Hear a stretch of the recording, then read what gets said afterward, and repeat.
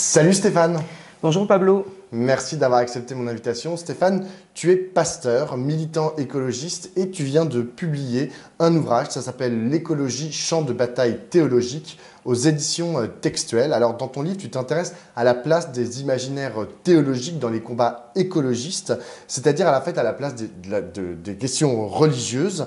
Tu proposes donc une exploration des textes sacrés et des dogmes qui en découlent pour y chercher les récits qui pourraient s'articuler avec la question écolo et tu invites à les comprendre pour les réinvestir pleinement. Mais est-ce que ça fait de toi un idéaliste, c'est-à-dire que tu penses que ce sont les idées qui mènent le monde et non pas l'histoire matérielle, c'est-à-dire l'histoire des rapports sociaux et notamment des classes sociales entre elles et celle de l'impact de l'évolution des moyens de production sur les mentalités? Grand débat au sein de la gauche, hein, c'est même, tu viens de résumer des évolutions de Marx lui-même entre sa jeunesse et ensuite. Alors je répondrai, les deux mon général. C'est-à-dire que par exemple, tout simplement, tout le monde comprendra que quand on regarde un produit, un objet, et on se dit il est trop cher, il y a du matériel, quels sont les revenus que j'ai, et puis il y a de l'imaginaire, qu'est-ce que je projette sur cet objet qui fait qu'il vaut ou il ne vaut pas. Et les deux sont en dialectique, c'est-à-dire qu'à la fois nos imaginaires construisent nos aspects matériels, et nos aspects matériels construisent nos imaginaires. Par exemple, les féministes ont très bien montré comment une certaine structuration de la ville, donc des structures, vont produire des imaginaires sur quelle est la place des femmes. Est-ce qu'elles sont dedans, est-ce qu'elles sont dehors, etc. Mais inversement, je pense à des gens qui ont travaillé sur la question de l'efficacité. Et bien, c'est pour ça que l'efficacité, qui est a priori un truc matériel, et bien derrière, suivant l'imaginaire sur l'efficacité, est-ce que c'est plus de quantité, est-ce que c'est plus de vitesse, est-ce que même parfois c'est plus de lenteur, et bien on ne mettra pas la même chose derrière le terme efficacité. Donc, et Michel Foucault, par exemple, montre assez bien que pour voir quelque chose dans un microscope, si je n'ai pas les concepts qui me permettent que mon œil le voit, eh bien je ne le verrai pas. Donc l'un construit l'autre et l'autre construit le premier. Et je pense que ça, c'est vraiment une dialectique qu'aurait apprécié Marx. Ok, alors je vais poser la question un peu différemment, avant de rentrer plus précisément sur ce que tu dis dans ton livre. Toi, tu te poses, ton champ d'étude principal, c'est, on va dire, la chrétienté et les textes sacrés en fait de la chrétienté. Est-ce que dans ce champ-là, est-ce qu'on peut aborder la chrétienté d'un point de vue matérialiste? Ou est-ce qu'on est forcément du côté des idées lorsque l'on parle de théologie? Alors, ce que j'aborde, c'est effectivement notre imaginaire commun qui est construit par des siècles de chrétienté, de judaïsme, etc. Mais là-dedans, je ne l'aborde pas que du point de vue des idées et de l'imaginaire. Par exemple, si on prend un exemple classique, c'est dans le début du texte de la Genèse, il est dit à l'homme qu'il dominera la nature. Et si on regarde comment se promène le sens et les effets de ce terme-là dans l'histoire, je commence par du matériel, c'est-à-dire à ce moment-là, ça n'a pas de dangerosité vis-à-vis de la nature, parce que la situation matérielle de l'humain, c'est qu'il est dominé par la nature. Donc, et à ce moment-là, se dominer la terre, c'est plus une espérance, et il n'y a pas de dangerosité. En revanche, il va se retourner au moment de la Renaissance, et là, est-ce qu'il se retourne pour des raisons matérielles? En partie, mais aussi pour des raisons de conception d'imaginaire. C'est qu'on est passé d'une vision de Dieu qui était avant plutôt de l'ordre de la bonté, de la beauté, à Dieu vu comme une puissance. Et donc à ce moment-là, se dominer la terre, l'homme va essayer de le traduire avec sa vision d'un Dieu puissance en disant « moi aussi je dois être dans la puissance ». Donc on voit que suivant les contextes, ça peut être une raison matérielle qui va retourner des imaginaires. Dans d'autres cas, c'est des imaginaires qui vont retourner des imaginaires. Et ce qui est intéressant derrière, c'est qu'est-ce que ça a comme effet dans la vie sociale. Et mon projet avec ce livre, c'est de se dire, saisissez-vous de ces effets, de ces retournements, parce que si ça s'est retourné dans le temps hier, on peut aussi retourner nos imaginaires aujourd'hui dans un sens écologiste, anticapitaliste, antiproductiviste. Alors, on peut le retourner, mais comme tu le dis très bien, un des points de départ de ton essai, c'est l'affirmation selon laquelle justement les problèmes écologiques auxquels on est confronté aujourd'hui trouvent une partie de leurs racines historiques dans nos conceptions du monde et notamment dans nos conceptions du monde chrétiennes. c'est ce dont tu parles finalement, cette théorie en fait de la destruction de nos environnements et du lien en fait qu'il y a avec la religion chrétienne. Toi, tu vas chercher chez le point de départ, c'est l'historien médiéviste Lynn White qui a théorisé ça dans les années 60. Cette théorie, elle est majoritaire en fait dans le christianisme tel qu'il est pensé maintenant depuis 2000 ans, ou est-ce que quelle place en fait a ce rapport en fait entre la destruction de l'environnement et la religion chrétienne dans la chrétienté justement? Alors je vais chercher Lynn White, je cite au passage quelqu'un d'autre que je cite qui est Karl Amri, qui fait un livre qui paraît au début des années 70 et qui à l'époque a beaucoup plus d'effet dans le débat public. Il est publié au Seuil, dans la collection qui publie le rapport Meadows, tous les grands textes écolos de l'époque. Et Lynn White, il publie son texte en 66, mais de fait, il a des effets, il est reçu bien plus tard dans le débat. Alors, quelle est la place de cette conception? D'abord, elle est combattue par, y compris les gens qui, dans les milieux chrétiens, développent le fait que les chrétiens doivent s'engager dans l'écologie. Je pense à Jean Baster, qui est une très belle figure de socialisme libertaire et chrétien, mais qui dit Lynn White dit n'importe quoi. Et globalement, on a quelque chose de paradoxal. C'est-à-dire que les théologiens, globalement, reconnaissent à Lynn White le fond de sa pensée et reconnaissent qu'il a plutôt raison, notamment parce que Lynn White critique moins en fait ces textes de la Genèse qui, comme je l'ai dit, ont peu d'effet en fait à leur époque. Sinon, comme le dit un autre théologien, Jürgen Moltmann, si le problème avait commencé avec l'Ancien Testament, la crise écologique, elle n'apparaîtrait pas avec la révolution industrielle. Donc il se passe des choses après. Mais justement, Lynn White met d'autres transformations qui ont lieu plutôt à la Renaissance. Et ça, c'est reconnu globalement aujourd'hui dans le milieu des théologiens. Ça, c'est les théologiens. Le problème, c'est que dans les églises, il y a toujours un temps, c'est un peu comme dans les mouvements politiques entre les gens qui produisent des idées et puis les militants, il y a un temps de réception. Il y a une difficulté à recevoir cette critique, parce que l'autocritique, c'est jamais très simple. Mais ce que je constate depuis que j'ai sorti le livre, c'est que je suis énormément invité dans les milieux catholiques, et pas seulement les milieux catholiques dont je suis le plus proche, c'est-à-dire Goliath, témoignages chrétiens, etc., mais les milieux catholiques mainstream qui sont justement intéressés par le fait de se dire ne soyons pas juste dans c'est chouette, le pape a fait Laudato Si, mais qu'est-ce qui, dans notre propre manière de penser, a tourné mal et que nous avons finalement malheureusement transféré aussi à la société. Alors là, tu parles du XXe siècle, de théologiens du XXe siècle, mais toi, tu remontes en gros cette pensée un peu alternative à, en gros, la destruction de nos environnements et la relation avec la religion chrétienne. Tu remontes à Saint François d'Assise en disant, bon, bah voilà, là, il y a peut-être les germes, en fait, d'une pensée écolo, et tu déroules ça, en fait, pendant toute l'histoire de la chrétienté depuis le XIIIe siècle de François d'Assise, et tu dis maintenant, voilà, comme tu le dis là, c'est devenu non pas la norme, mais en tout cas, les pensées écolos ont un espace dans la chrétienté. Sur quoi se base, si on parle d'un point de vue théologique, c'est-à-dire de l'étude des textes sacrés, sur quoi se basent ces théologiens depuis Saint François d'Assise pour dire non, en fait, la chrétienté, ça peut aussi être un espace d'harmonie finalement entre la nature et les hommes, quoi.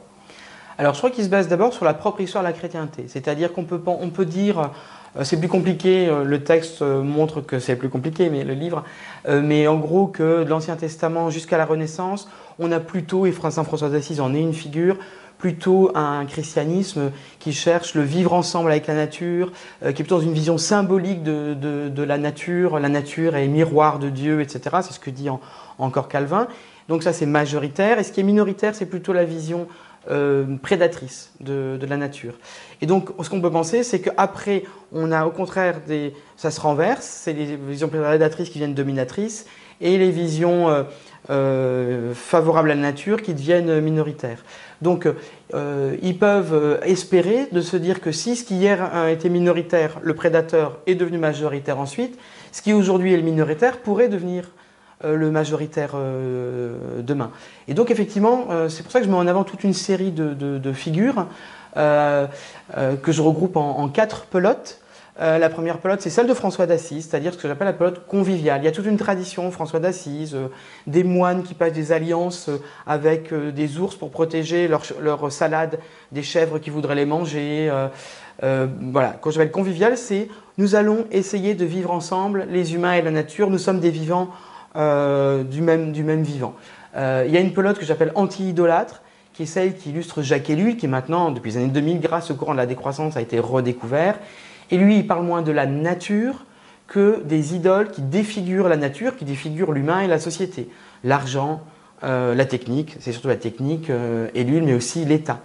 La troisième pelote, c'est la pelote que j'appelle ruminante, c'est-à-dire que c'est une pelote qui, c'est Henri-David Thoreau, Walden, les textes sur la désobéissance civile, c'est Albert Schweitzer, qui vont chercher le contact charnel avec la nature, en quoi la nature est étonnante, contrariante, la sensibilité, pour retrouver un rapport sensible aux autres êtres vivants non humains contre les développements de l'industrie, du commerce, qui nous rendent inhumains. Et puis, la quatrième pelote, c'est celle qui a eu le plus d'effet dans la société, c'est celle que j'appelle la pelote usagère, donc c'est en référence à un texte de Calvin qui s'appelle « Petit traité d'usage des biens terrestres », et qui est celle qui dit justement se dominer la terre. Il ne faut pas le comprendre comme une domination, mais c'est un verbe qui dans l'hébreu dit en fait un seigneur important qui donne à un seigneur plus petit la responsabilité d'un terrain, et donc il a une responsabilité dont il doit rendre des comptes à Dieu. Et en fait, c'est ce qui va donner l'idée de développement durable. Le terme apparaît dans une conférence œcuménique des Églises en 1974 et qui sera repris par le mouvement écologiste, les conférences mondiales sur l'environnement. Il sera détourné par le capitalisme, bien sûr, avec l'idée qu'on est responsable de la Terre, alors plus devant Dieu, mais devant les générations futures ou les pays du Sud. La pelote, comme tu dis, ouais. qui m'a le plus intéressé, c'est la pelote ruminante. C'est celle où tu parles justement de ce rapport charnel à la nature, notamment chez Thoreau.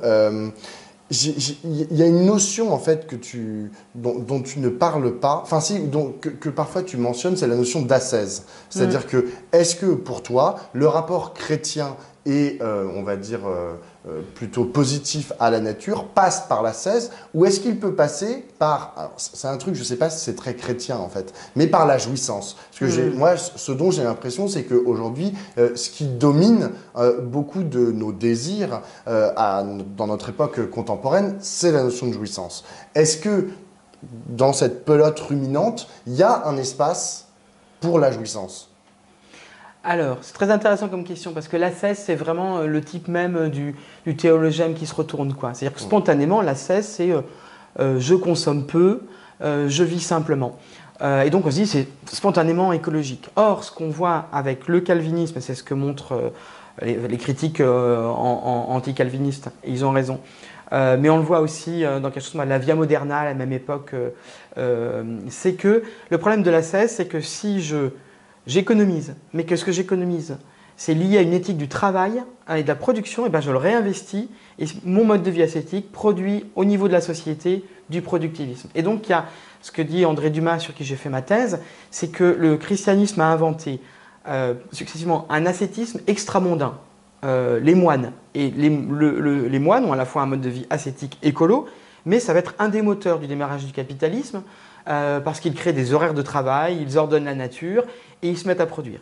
Ensuite, l'ascétisme promondain, intramondain, de l'ascétisme protestant, où on vit la vie de moine, mais dans la société. Et là, pareil, je vis une vie ascétique, j'investis et c'est du productivisme. Et André Dumas, il dit il faut un ascétisme promondain, c'est-à-dire un ascétisme qui est vivre simplement, diraient les décroissants, mais qui se soucie de mais quel effet a l'économie que je fais, et donc moins produire. Alors, je n'ai pas répondu à ta question sur la jouissance.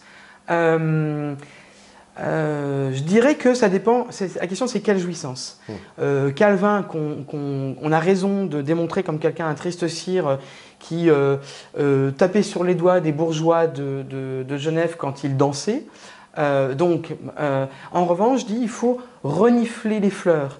Il faut s'arrêter réellement du côté à regarder la nature pour vraiment en profiter.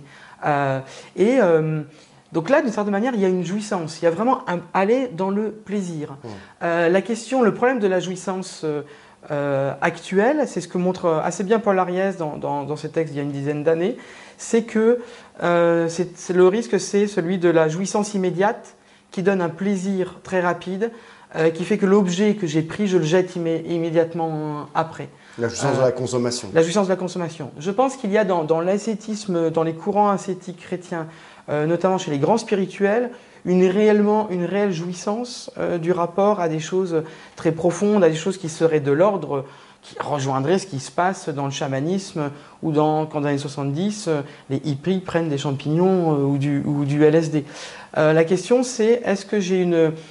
je pense que le débat c'est, est-ce que j'ai une jouissance qui est de l'ordre du jouir pour jeter ou qui est de l'ordre du jouir pour aller plus profond et aller plus loin. Et là, je pense que ça peut rejoindre quelque chose dans beaucoup de courants croyants.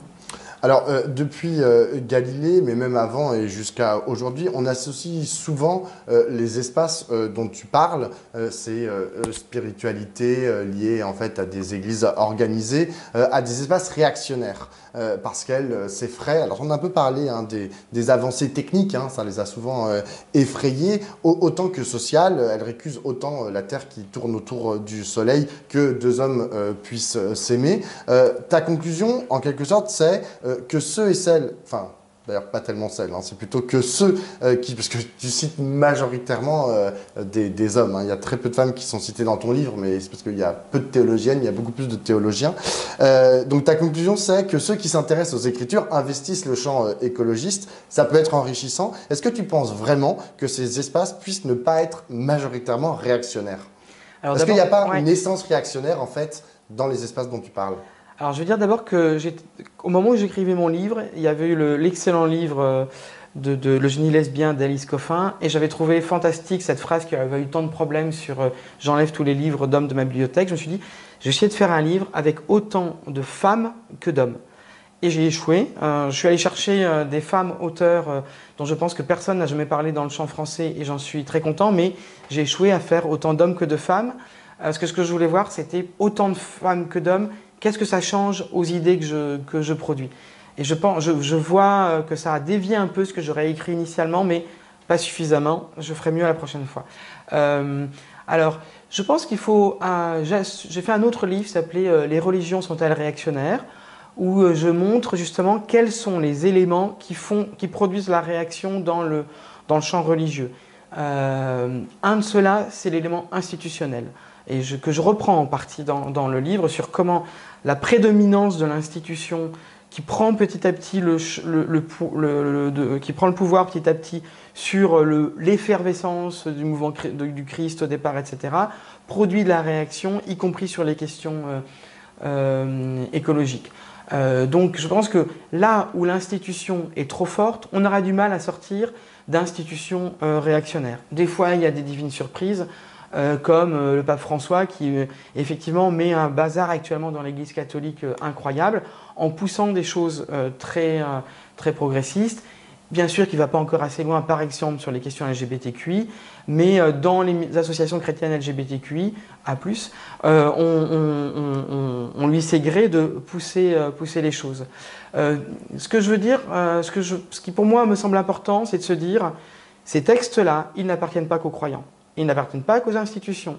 Comme le dit Karl Hamry, ce n'est pas sur la base de convictions communes que nous avons forcément à débattre, mais sur la base de visions du monde que nous devons réviser ensemble. C'est-à-dire que ces visions du monde, elles sont en arrière-plan de toutes nos visions de pensée. Le communisme de Marx, il est complètement dépendant du messianisme juif, comme l'a très bien montré Michael Lowy. Notre vision du temps, elle est complètement dépendante du fait que dans l'Antiquité, le temps, il était cyclique, il tournait sur lui-même. C'était le retour toujours au même moment. À partir du judaïsme et du christianisme, on passe du paradis vers le royaume. Ça devient une flèche, et la flèche, c'est dans l'idée de Marx, c'est le socialisme à la fin. Donc, toutes ces conceptions-là, elles viennent d'un point de vue théologique, et donc on a intérêt à les prendre ensemble pour les réviser parce qu'elles sont notre inconscient commun. Et puis, tout le monde peut s'en saisir de la même manière qu'un philosophe marxiste n'aura aucun mal à se saisir d'un texte grec, d'un récit d'Aristote, que tous, et on peut les prendre aussi comme la chèvre de Monsieur Seguin, comme les comptines de notre enfance qui ont forgé nos idées et nos visions du monde. Et on peut les prendre aussi positivement, sans penser qu'il y a Dieu, sans leur donner un statut de vérité, pour en faire des sources d'imaginaire, pour inventer aujourd'hui un autre imaginaire face au capitalisme et au productivisme. Dans les 4 pelotes, parce que là, ma question parlait aussi de la réaction par rapport à la technique et aux avancées et au progrès de la technique. Dans les 4 pelotes dont tu parles, globalement, tu fais mention de modèles, finalement, qui s'écartent de la technique. Qui la voient pas forcément comme prédatrice, mais en tout cas qui ne la prennent pas en considération dans la façon dont ils envisagent le monde. Or, aujourd'hui, quand on parle avec des moins de 20 ans, on voit bien que ce qui structure leur imaginaire, ce qui suscite leur désir et leur émerveillement, c'est pas vraiment Dieu ou la nature, c'est plutôt les réussites technologiques à la fois d'Apple ou d'Elon Musk, parce que précisément, ces gens-là sont capables de rendre concrètes en fait leurs utopies. Est-ce que tu crois que tes théologiens sont capables de rivaliser avec ça, avec cette façon en fait qu'ont les grandes entreprises capitalistes, les transhumanistes ou que sais-je, à rendre concrètes immédiatement leurs utopies? Alors je crois que d'abord, ça dépend de quelle jeunesse on parle. C'est-à-dire que moi je suis pasteur en Seine-Saint-Denis. Aujourd'hui, pour la première fois depuis longtemps, les moins de 25 ans qui répondent « je crois en Dieu » est en progression. Donc il se passe quelque chose dans la jeunesse. Il se passe quelque chose dans la jeunesse parce qu'il y a une jeunesse issue de l'immigration, non seulement musulmane, mais aussi qui vient des Antilles ou d'Afrique, qui est plus chrétienne. Donc les questions spirituelles reviennent là. Mais dans nos lieux, je suis pasteur de la mission populaire, qui sont des sortes de centres sociaux, maisons de quartier, où il y a à la fois des gens de toutes les confessions, et puis il y a beaucoup d'athées qui viennent nous rejoindre parce qu'on est une église de gauche, pour le dire vite, quoi. Et toutes ces personnes-là se reposent des questions de sens. Donc là, on a effectivement une espèce de bagarre actuellement, peut-être, entre remettre le sens au centre et continuer à mettre la technique ou les objets au centre. Alors, les choses sont plus compliquées parce que, par exemple, je le montre, j'en parle à la fin, en islam, et dans les milieux évangéliques protestants aussi, il y a une importance donnée à la technique qui est très importante. C'est-à-dire qu'il y a des théologies que j'explique, où par exemple dans le Coran, certains courants théologiques de musulmans disent, en fait, toutes les techniques, elles ont été prévues par le Coran et donc elles sont données par Dieu et donc on doit en profiter. Et c'est en gros une théologie qui est plutôt alimentée par les pays pétroliers du Moyen-Orient et qui rentre en conflit avec des jeunes musulmans ou aussi des associations, des mouvements de masse paysans, notamment en Indonésie, musulmans, qui eux sont plutôt critiques de cette vision-là. Donc effectivement, il y a un enjeu où les idées vont jouer un rôle. Mais moi, je ne crois pas seulement aux idées. C'est-à-dire que ce que j'explique dans le livre, notamment au début et à la fin, c'est une de mes grandes thématiques, c'est que pour changer les choses, il faut appuyer sur les imaginaires, les modes de vie, qu'est-ce qu'on fait concrètement maintenant? Et par exemple, quand j'étais pasteur dans le 18e, on a monté un groupe éclaireur. D'ailleurs, le chef des éclaireurs de cette chef éclaireur, maintenant, il est candidat de la NUPS dans le 1er arrondissement et j'en suis très fier. Thomas Luquet. Thomas Luquet, tout à fait. Et on a monté ce groupe éclaireur parce qu'on se disait, mais les gamins du 18e, ils sont bloqués devant leurs écrans. Et aujourd'hui, Samba, d'une famille musulmane malienne de 5-6 enfants, je ne sais plus combien, il est devenu éclaireur. Il nous a dit, grâce aux éclaireurs, je suis allé dans la nature et je n'ai pas été bloqué devant mon écran. Donc les imaginaires, les modes de vie, et puis les structures. C'est-à-dire que je ne pense pas qu'on combattra tout ce que tu décris uniquement par les imaginaires et les modes de vie. Il faut des changements de structure, il faut de la politique, il faut du rapport de force pour, par exemple, bloquer les GAFAM, pour structurer différemment le monde des médias, etc. Il faut les trois. Et il faut une catalyse des trois, une interaction des trois, pour que ça soit plus fort et plus vite. J'ai une dernière question, Stéphane. C'est une question qui a trait... Alors, là, tu viens d'un peu parler de l'islam, mais le gros de ton bouquin, c'est quand même sur la chrétienté. Il y a aussi le judaïsme que tu abordes à quelques moments dans le texte. Mais globalement, tu parles que des monothéismes dans ton livre, enfin des 3 monothéismes. Est-ce que, en dehors de ces monothéismes, tout en restant dans le champ des religions, il n'y a pas d'endroits, d'espaces où il y a de meilleures appréhensions finalement de la question écolo? Je pense notamment aux travaux de Claude Lévi-Strauss, qui avait tant insisté sur le lien privilégié entre les peuples amazoniens et l'environnement, en faisant notamment l'éloge de la nature, de la diversité et de la complexité du monde. Est-ce que ça pourrait entrer en fait aussi en résonance avec toi, la façon dont tu analyses finalement uniquement les religions organisées et monothéistes du livre? Alors d'abord, je parle principalement effectivement judaïsme, christianisme, parce que je crois que c'est les imaginaires massifs de nos sociétés. Vers Occidentales. la fin, occidentale, tout à fait. Il y a une dernière partie du livre où je parle aussi de l'islam et du bouddhisme, notamment dans l'importance qu'il a dans la pensée écolo.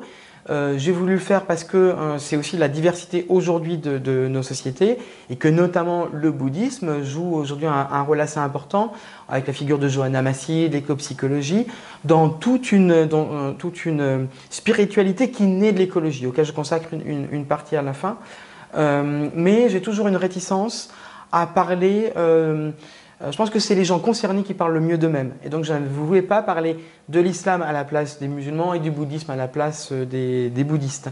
Et je pense qu'effectivement, l'écologie a été percutée dans les années 70 par tout ce travail qu'amène Lévi-Strauss, mais je pense aussi à Jolin, qui est un anthropologue qui, avec un de mes auteurs préférés, sur qui j'ai fait aussi un livre, Serge Moscovici, va raconter comment il y a l'ethnocide de ces peuples premiers. Et ils font un truc un peu fou, ils font une exposition qu'ils vont promener dans les campagnes en 72, où ils montrent le parallèle entre le génocide des peuples premiers et des paysans en France. Et ça percute réellement l'écologie pour justement nous décaler de nos imaginaires chrétiens. Et je pense qu'effectivement, on a besoin, et je pense qu'il y a des choses qui viennent par exemple par la revue Terrestre en partie, que d'autres aillent se saisir de tout cet imaginaire des peuples premiers. Alors il y a tout un débat qui est, pour moi, qu'il faudrait que j'aborde rapidement, mais est-ce qu'on peut transplanter un imaginaire ici, ou est-ce que ça joue un autre rôle? Comme je l'ai dit, percuter, déplacer. Exactement, parce que la question en fait, c'est d'où peut venir en fait la régénérescence en fait de ces imaginaires. Et toi, finalement, ton hypothèse, c'est qu'elle peut venir de la réétude finalement des textes sacrés, pas forcément de l'extérieur. C'est-à-dire, comme on pourrait dire, en fait, on rencontre, par exemple, via Lévi-Strauss, les peuples amazoniens, et ça c'est un impact qui viendrait de l'extérieur. Toi, tu dis non, il vaut mieux regarder ce qu'on a. Je crois que c'est les deux. Hein. Je dis que c'est les deux. C'est-à-dire que je pense qu'il faut d'abord s'occuper de ce qui est notre inconscient. Mais que si on pense à Lévi-Strauss, je pense à Race et Culture, sa conférence à l'UNESCO, je pense qu'il montre bien comment il y a une articulation à trouver entre la fermeture qui permet de ne pas se dissoudre dans le global et qui est donc l'invitation à soi-même se travailler sa propre culture, et puis la nécessité qu'il y ait une interaction avec des choses qui viennent de l'extérieur et qui en permanence se fécondent, déplacent, etc. Et de toute façon, le christianisme, en permanence, il est percuté par l'extérieur, hein, c'est-à-dire que, y compris, par exemple, si on redécouvre Aristote, on le redécouvre par l'islam qui traduit les textes d'Aristote par Averroès. Le christianisme occidental, il est bousculé par l'orthodoxie qui a une vision cosmogonique incroyable. Henri David Thoreau, qui est un protestant, sa vision, elle est inspirée par le bouddhisme. C'est lui qui va traduire la première émergence du bouddhisme en Occident aux États-Unis. C'est parce que Emerson et Thoreau traduisent des textes bouddhistes.